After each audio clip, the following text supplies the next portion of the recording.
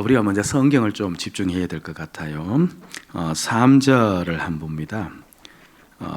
다 눈에 보이지만 그래도 입을 열어서 같이 한번 보도록 하면 좋을 것 같아요. 내가 너희를 생각할 때마다 바울이 어떻게 한다는 겁니까?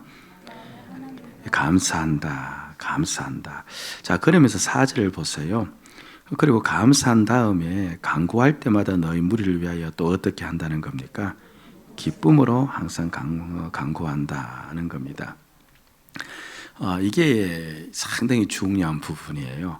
먼저 바울은 필리포 성도들을 향하여서 감사했어요. 그 다음에 감사를 하니까 마음에 또 어떤 또 감정이 일어납니까? 기쁨이 일어났다는 겁니다. 성경이 말하는 기쁨은요, 우리가 유머를 듣다가 갑자기 빵 터질 때가 있잖아요. 그런 기쁨을 이야기하는 것이 아니고 감사가 있는 기쁨이에요. 감사가 있는 기쁨. 바울이 데살로니가전서 5장에서 항상 기뻐하라, 범사에 감사라고 이야기하지 않았습니까? 그러니까 항상 기뻐하고 범사에 감사하라.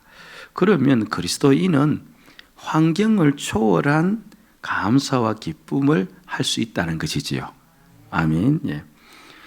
그렇다면 범사 감사와 항상 기쁨은 그리스도인의 표식이라고 해도 과언이 아닐 겁니다.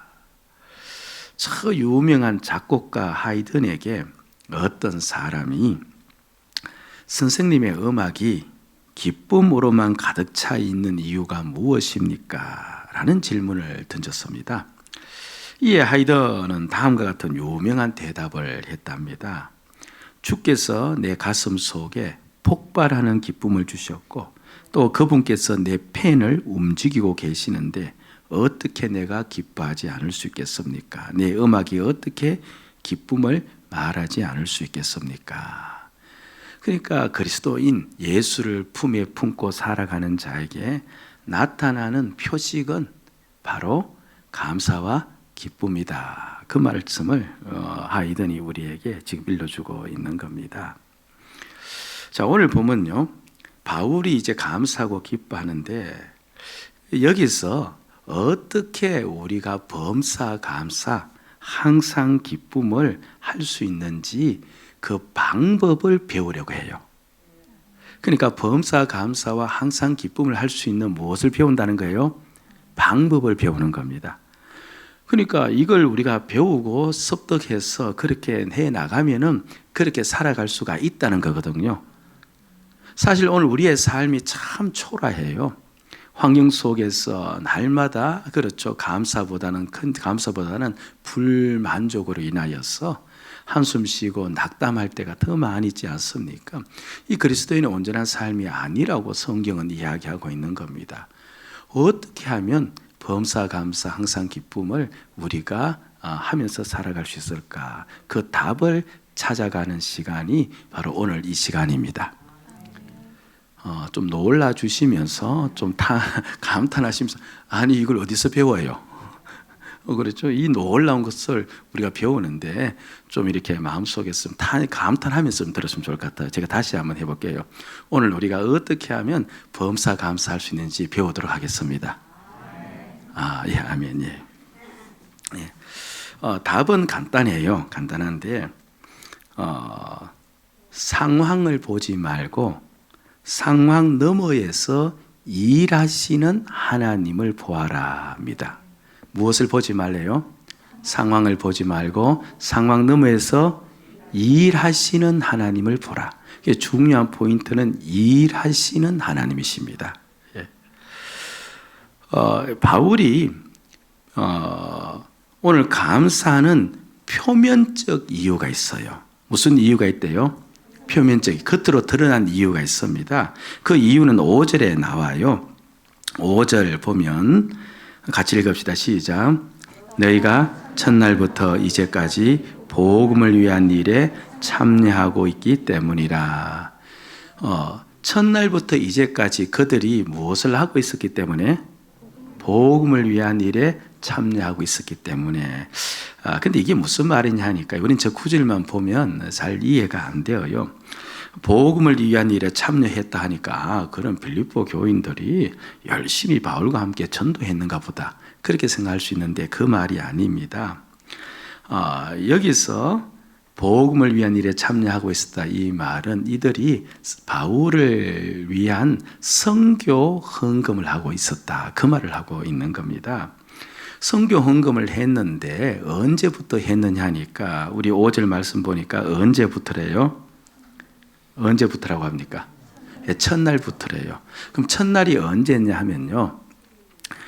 바울이 이제 소아시아 지역에서 전도를 하다가 하나님께서 환상 중에 유럽 지역으로 가서 전도하라고 했죠. 그러면서 건너가서 첫 번째 만난 성읍이 빌립보 성입니다. 그래서 빌립보 성에 가서 이제 몇 사람을 전도했어요. 그래서 그 몇 사람을 전도해서 이제 그들이 모여 교회가 된 그때 그 첫날부터 지금 바울은 대략 그때부터 10여 년이 흘렀거든요. 로마 감옥에 같이 있지 않습니까? 10여 년이 흐른 지금까지 계속적으로 이들이 무엇을 하고 있었다는 겁니까? 바울을 위한 선교 헌금을 하고 있었다. 그 말을 하고 있는 겁니다. 제가 한번 문제를 내볼게요. 우리들의 실력을 테스트할 겸. 원래 바울을 위해서 선교 후원을 한 교회는 어느 교회일까요? 예, 맞습니다. 수리 안디옥 교회입니다. 이런 말 해서 안 되는데 일부 때는 못 맞췄거든요. 예, 수리 안디옥 교회예요. 예. 그러니까 그런데 이제 그건 소아시아 지역이라고 해서 터키 지역에서 전도할 때는 수리아 안디옥 교회는 물론 아시아 지역이에요. 이제 그 후원이 왔는데 그만 유럽으로 건너가면서부터 그 후원이 끊어져 버린 거예요. 그런데 놀랍게도 후원이 끊어졌는데 이제 어느 교회가 등장한 겁니까? 빌립보 교회가 등장해서 바울이 선교할 수 있는 모든 선교 비를 다 그렇게 헌금해서 낸 겁니다. 그러니까 결국 바울이 복음을 전한 일에 누가 참여를 한 셈이 되어져요? 빌립보 교회가 참여한 셈이 되어져요. 그래서 선교 후원금, 선교비를 낸 것을 가지고 너희가 복음을 위한 일에 참여했다. 그렇게 이야기합니다. 자, 보세요. 한편으로 보면 바울의 감사가 당연합니까? 아니면 특별합니까? 처음부터 10년이 지나도록 계속 자신을 위해서 선교비를 냈잖아요. 선교를 마음껏 할 수 있도록 선교 헌금을 한 그 교회. 그 교회를 바라보면서 또 그렇죠. 마음속에 감사함이 일어나는 것. 이게 당연한 겁니까? 아니면 이게 특별한 거예요? 제 문제에 복선이 없어요. 그냥 당연해요, 특별해요? 당연하잖아요. 아니 감사하지 않는 게 이상한 거 아니에요? 그 감사하지 않으면 어떻게 바울을 감히 선교사라고 할 수 있겠습니까? 10년 이상을 그것도 그러지 않고 그렇게 후원을 했는데 말입니다. 그렇죠? 예. 그런데 1장 3절을 보면요. 바울은 이렇게 이야기를 해요. 내가 너희를 생각할 때마다 그 다음 감사는 하는데 누구께 감사해요? 하나님께 감사한다. 아니 누구에게 원래 감사해야 돼요? 누구에게 감사해야 돼요? 빌립보 교인들에게 감사를 해야 되잖아요. 그럼 이 말은 물론 하나님께 감사를 하죠. 하면서도 나는 빌립보 교인들 너희들에게 감사한다. 이렇게 편지로 그렇죠. 인사 말이라도 해야 되지 않습니까? 아니 지금 목사님은 항상 이렇게 질문해 놓고 대답이 나오면 다른 이야기 하시더라. 이게 아니고 그러니까 빌립보 교인들에 감사해야 되잖아요. 이게 지극히 당연한 일입니다. 그렇죠. 예. 그런데 빌립보 교인들에게 감사한다는 말이 없는 거예요. 오히려 누구에게 감사하다? 하나님께 감사한다. 그렇게 이야기합니다. 지금 이 성경 말씀은 오늘 우리에게요. 우리가 어떻게 모든 상황 가운데서 감사할 수 있을까라는 그 방법을 가르쳐 주는데 지금 주님께서 그 진리를 우리에게 보여주기 위해서 이렇게 지금 바울로 하여금 글을 써내려 가도록 만들고 있는 것이죠. 그러니까 바울은 지금 상황을 보는 것이 아니라 그 상황 뒤에서 역사하신 하나님을 보고 계신다는 것을 우리가 알 수 있습니다. 그러니까 하나님의 일하심을 본 거예요. 어떻게 일하셨는지 이제 여기 5절부터 나오는데요. 좀 6절에 나오는데 보세요. 6절 말씀 보면 너희 안에서 무슨 일을 시작하시니가 착한 일을 여기서 착한 일은 무엇을 가리키는 말일까요? 말할 것 없이 빌립보 교인들이 한 선교 헌금이에요. 그런데 그 선교 헌금을 그렇죠 빌립보 교인들이 했다고 이야기하지 않고 6절 말씀을 가만히 보니까 누가 하도록 만들었다는 겁니까? 너희 안에서 착한 일을 시작하신 이가. 그러니까 하나님께서 바로 빌립보 교인들 하여금 헌금을 하도록 하셨다는 겁니다. 하셨다는 겁니다. 예. 그러니까 바울은요, 하나님이 하신 일을 지금 본 겁니다. 아, 하나님께서 일을 하셨구나. 그들 마음에 감동을 주시고 그들로 하여금 그렇죠 나를 바라보도록 만들고 그래서 선교 헌금을 하도록 만들었구나. 하나님이 하셨구나. 하나님의 일을 본 겁니다. 그리고 6절 하반절 보면요. 6절 하반절 보면 너희 안에서 착한 일을 시작하시니가 그 다음 같이 읽읍시다. 시작. 그리스도 예수의 날까지 이루실 줄을 우리는 확신하노라. 이제 대략 한번 해석을 해보세요. 저 노란 책으로 쓰여진 저 글자. 그리스도 예수의 날까지 이루실 줄을 우리는 확신하노라. 그러니까 너희로 하여금 선교 헌금을 하도록 하신 그 하나님께서 어떻게 하시겠다는 겁니까? 그리스도 예수의 날까지는 주님 오실 때까지예요. 주님 오실 때까지 어떻게 하시겠다? 빌립보 교인들 하여금 헌금을 하도록 하고 바울에게는 선교 헌금이 끊어진다 끊어지지 않는다? 끊어지지 않도록 하겠다. 지금 그렇게 이야기를 하고 있는 겁니다. 그러니까 바울이요. 그 현장 상황 이면을 보니까 하나님께서 결국 일하셨고 앞으로도 하나님께서 일을 하실 것을 보니까 바울의 마음속에 누구를 향한 감사가 나옵니까? 하나님을 향한 감사가 나오고 있다는 겁니다. 그러니까 나를 향해서 하나님께서 일하셨고 또 앞으로 나를 위해서 일하시는 하나님을 보면 우리도 감사할 수가 있는 것이죠. 예. 근데 바울이 이제 문제는 어떻게 하나님이 그 빌립보 교인들에게 일을 하셨고 감동 감화 주어서 그렇게 하도록 만들었고 앞으로도 그렇게 일하실 것을 바울이 어떻게 그렇게 확신할 수 있을까? 확신할 수 있을까? 이제 그걸 잠깐 보아야 되는데요. 7절 말씀입니다. 7절. 자, 초두에 보세요. 내가 너희 무리를 위하여 이와 같이 생각하는 것이 마땅하니. 이와 같이 생각한다는 말은 하나님께서 역사하셔서 선교헌금을 했고 앞으로도 선교헌금을 하나님께서 역사하셔서 하실 수 있도록 하실 것이다라고 이와 같이 생각하는 것이 마땅한데 그 다음에 이는 왜냐 하면 내가 왜 이렇게 마땅하다고 생각하느냐 확신하느냐 하면 이는 그 다음 같이 읽읍시다. 시작. 너희가 내 마음에 있음이며 나의 매임과 복음을 변명함과 확증하며 너희가 다 나와 함께 은혜에 참여한 자가 됨이라. 저걸 줄여서 이야기하면 내가 복음을 전하는 그렇죠 그 하나님의 은혜 일에 하나님의 일에 그렇죠 너희가 다 나와 함께 참여한 자가 되었다 이런 이야기입니다. 이게 이제 무슨 말인지 우리는 잘 헷갈려요. 그런데 마지막 보면 여튼간에 너희들이 그렇죠 나의 은혜에 나와 함께 은혜에 참여했다. 이게 바로 하나님이 너희를 위해서 일하셨고 앞으로도 일하신다는 것에 그저 보증이 되어진다 이 말이거든요. 그러니까 제가 이제 이걸 좀 설명을 해야 되는데요. 요 고비만 넘기면 이제 좀 정신이 좀 풀어져도 괜찮은데 집에 두고 오신 정신을 다 가지고 오세요. 다 가지고 오셔서 이제 말씀 한번 들어보시기 바랍니다. 왜 이렇게 말하냐 하면요. 그 너희들이 지금 나와 함께 은혜에 참여한 자가 되었기 때문에 하나님이 너희를 위해서 일하셨다는 것을 내가 확신한다 이거거든요. 그러면 바울이 나와 함께 은혜에 참여했다고 했을 때 그 은혜가 무엇을 가리키는 말인가 하면요. 바울은 그렇죠. 종종 자신이 하나님으로부터 사도의 직분을 받은 것을 은혜라는 단어로 표현을 해요. 그러니까 무슨 직분을? 사도 직분. 복음 전하는 사도 직분을 내가 사도 직분을 받았다라고 이야기하지 않고 내가 무엇을 받았다? 은혜를 받았다. 그렇게 표현을 하고 있는 겁니다. 고린도전서 15장 10절에서 또 똑같은 이야기를 하고 있는데요. 벌써 내가 나된 것은 바로 사도가 된 것은 무엇으로 된 것이니? 하나님의 은혜로 된 것이니. 그러니까 내가 사도직을 수행하는 것, 사도직을 받는 것, 이 모든 것이 다 무엇이다? 하나님의 은혜다. 그렇게 이야기를 하고 있는 겁니다. 결국 너희가 나와 함께 은혜에 참여한 자가 되었다는 말은 나와 함께 사도직을 지금 감당하고 있다, 이 말이에요. 나와 함께 사도직을 감당하고 있다. 그렇죠. 예.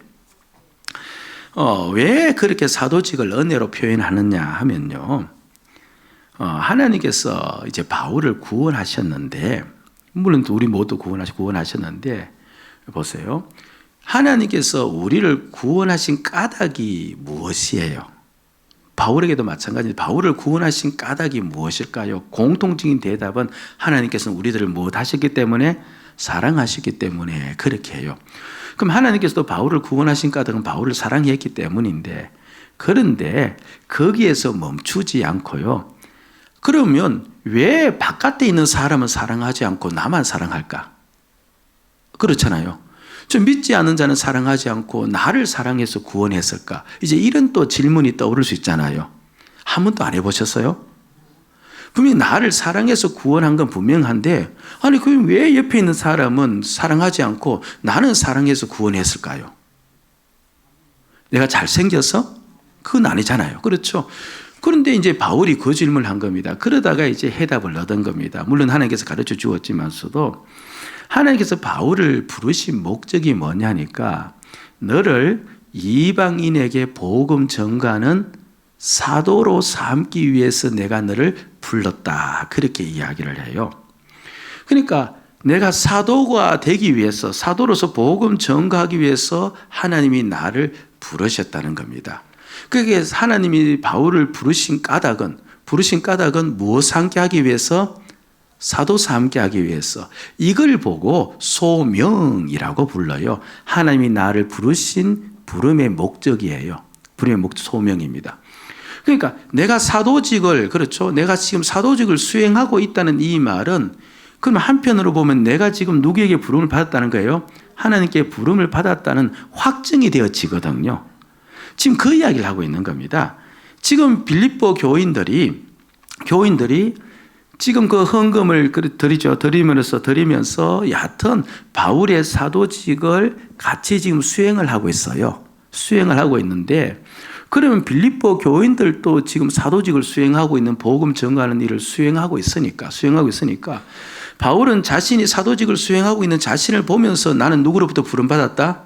하나님으로부터 부름받은 것을 확신하듯이, 그럼 빌립보 교인들도 지금 바울과 함께 사도직을 수행하니까 빌립보 교인들도 누구로부터 부름받은 거예요?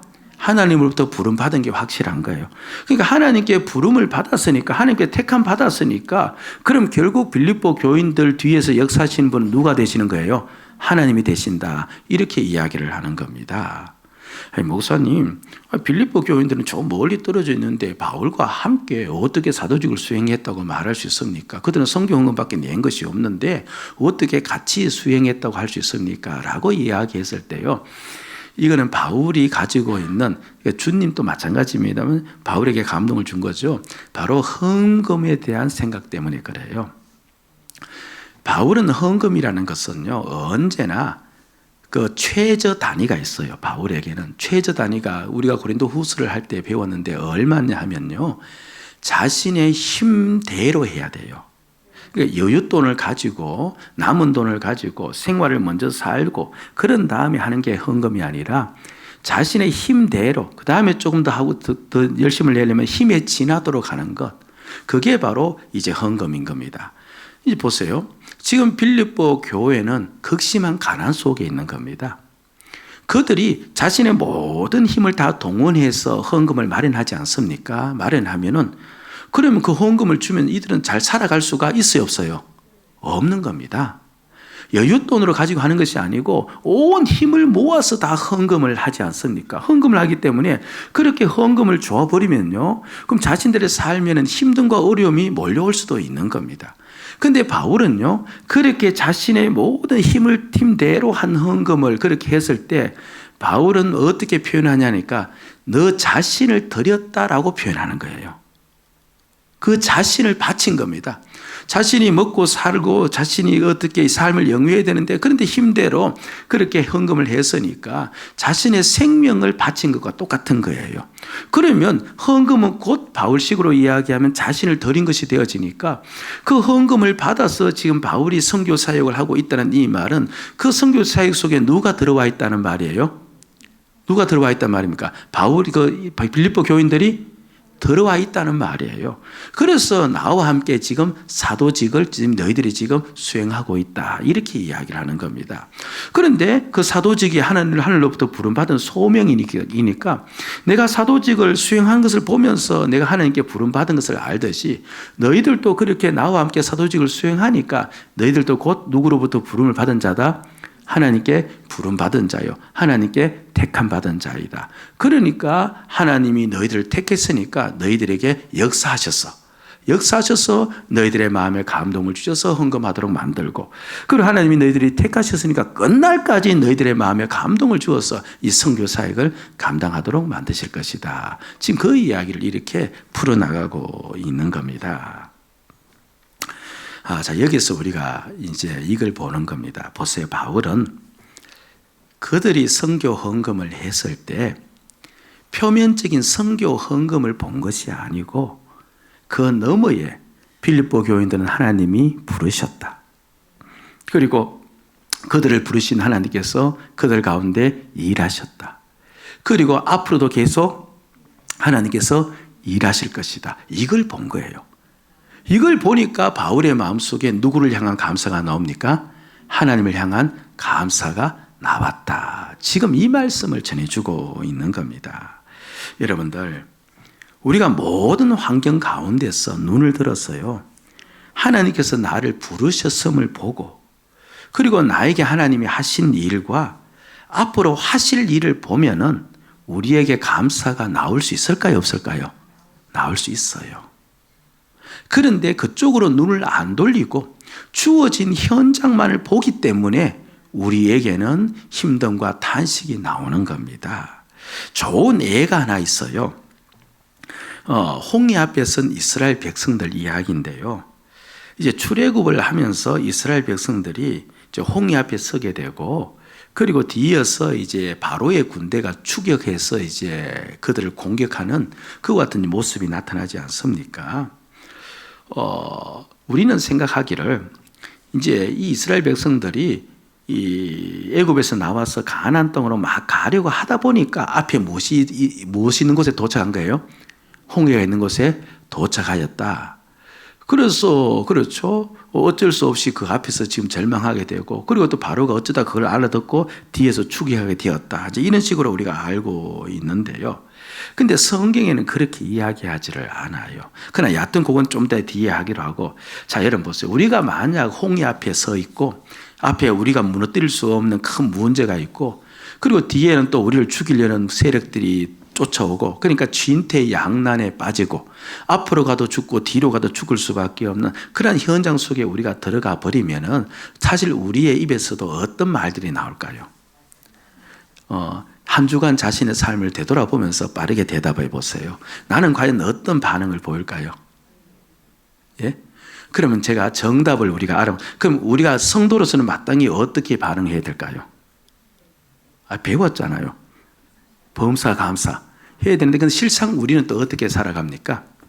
그렇죠. 탄식하며 한숨 쉬며 살아가는 거죠. 살아가는 겁니다. 자, 보세요. 성경은 어떻게 기록하고 있느냐니까요. 홍해 사건의 그 이야기를 하나님께서는 이렇게 전개를 하고 있는 겁니다. 그게 출애굽기 14장 1절에서 4절까지 내용인데요. 1절, 2절은 그들이 가나안 땅으로 가다 보니까 그 앞에 무엇이 있었다? 홍해가 있었다. 이게 아니에요. 이게 아닙니다. 하나님께서 의도적으로 홍해 앞에 서게 했다는 거예요. 그게 1절, 4절에 나오는데, 이제 1절, 2절을 한번 봅시다. 자, 보시면 여호와께서 모세에게 말씀하여 이르시되, 같이 읽읍시다. 이스라엘 자손에게 명령하여 돌이켜 바다와 믹돌 사이에 비하히롯 앞 곧 바알스본 맞은편 바닷가에 장막을 치게 하라. 뭐 저기 믹돌도 나오고 비하히롯도 나오네. 다 그냥 우리가 몰라도 결국 마지막 보니까 그들이 어디 앞에서 장막을 치게 하라? 바닷가. 바닷가는 무슨 바다를 가리켜요? 홍해를 가리켜. 그러니까 홍해를 가게 하신 분이 누구예요? 하나님께서 인도하신 겁니다. 하나님께서 그 진퇴 양난의 삶으로 이들을 몰아넣어버린 겁니다. 몰아넣어버린 거예요. 그렇죠. 예. 그러면 왜 하나님께서 그곳으로 몰아넣었을까? 이제 이런 마음이 들지 않습니까? 이제 그 소식을 바로가 듣는 겁니다. 바로가 들으면요. 여러분 보세요. 바로가 이스라엘 백성들을 출애굽시켰을 때 기쁜 마음으로 했어요? 마지 못했습니까? 마지 못했습니다. 10가지 재앙을 다 받고도 그 마음이 그렇죠. 결국은 마지 못해서 그렇게 보내었는데, 그런데 이스라엘 백성들이 홍해 앞에 딱 갇혀서 지금 그들이 갈 수도 없다는 것을 바로가 들었어요. 그럼 바로가 어떻게 할까요? 어떻게 할까요? 홍해 앞에 갇혀서 꼼짝달싹할 수 없고 지금 이들이 지금 그렇죠. 전혀 방비가 없는 상태라는 것을 알면 바로가 어떻게 할까요? 워낙 강팍한지라 마음이 완악한지라 또 뒤쫓아가서 그들을 포로로 잡아올 수도 있지 않겠습니까? 그렇죠. 바로 3절에서 이제 그 이야기를 하고 있는 겁니다. 한번 들어보세요. 3절 말씀인데, 바로가 이스라엘 자손에 대하여 말하기를, 그리고 홍해 앞에 딱 갇혀 있을 때 말하기를, 시작. 그들이 그 땅에서 멀리 떠나 광야에서 갇힌 바 되었다 하니라. 하나님 바로를 아는 겁니다. 그 다음 4절로 넘어갑니다. 4절로 나니까 시작. 내가 바로의 마음을 완악하게 한저 바로가 그들의 뒤를 따르니니 내가 그와 그의 온 군대로 말미암아 영광을 얻어 애굽 사람들이 나를 여호와인 줄 알게 하리라 하시매 무리가 그대로 행하니라. 바로의 마음을 완악하게 한즉 하나님께서, 이거는 바로가 완악한 마음을 가졌다는, 바로의 마음이 완악하기 때문에 반드시 홍해 앞에 이스라엘 백성들이 갇힌 것을 알면 따라온다, 따라오지 않는다? 따라온다, 따라온다. 그럼 자막을 좀 띄워보시기 바랍니다. 그러면 내가 어떻게 하겠다는 겁니까? 그렇게 따라오는 그 군대를 어떻게 하겠다는 거예요? 예. 그런 말미암은 내가 하나님인 줄 알게 하겠다. 그들을 홍해 바다에 몰살시켜서 하나님이 어떤 분이신지를 드러내겠다. 그러니까 이스라엘 백성들을 홍해 앞에 딱 갇히게 하고 진퇴양난으로 만든 까닭은 하나님의 의도는 무엇이었습니까?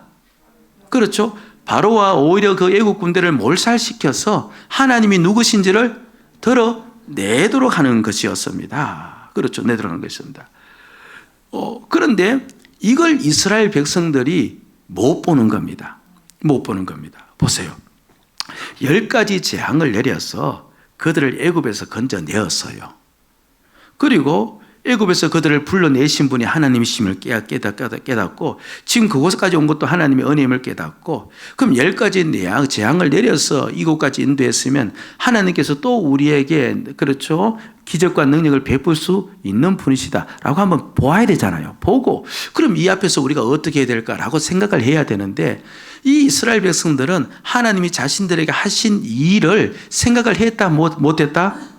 전혀 생각 못했어요. 그냥 앞에 있는 현장만 본 겁니다. 상황만 보니까 앞은 갈 수 없고 뒤에는 애국 군대가 몰려오니까 어떡합니까? 우리가 이제 죽었다 라고 하면서 그들의 입에서 원망이 터져나와요.